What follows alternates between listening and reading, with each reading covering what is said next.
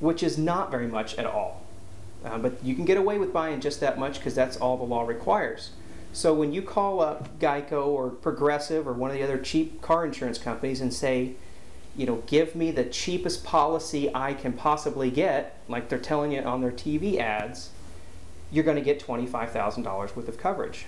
That's coverage that you're buying for yourself if you hit somebody. It's also coverage if somebody hits you and they don't have enough insurance.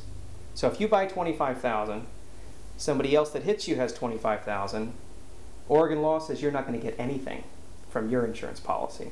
You can add on hundreds of thousands of dollars of coverage that will cover you if somebody hits you and doesn't have enough for pennies a year. It's cheaper than health insurance.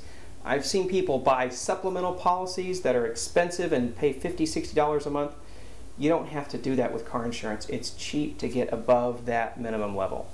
So, I tell everybody this, and my friends and neighbors get sick of hearing me say it, but buy as much as you possibly can.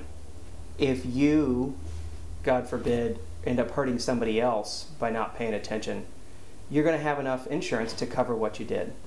And if you don't, somebody can come after you for your house or your other assets. So it's a great idea all the way around. It takes out that risk factor of some driver out there that's trying to, scrimp and save that's not bought enough insurance. What I have and what you should have is as much as you can afford on your own insurance policy. So if somebody hits me and really injures me and I have $1 million in coverage because it's cheap once you get up that high. It's really cheap. I think I paid an extra $100 a year bumping up from whatever I had before, 300,000 or something.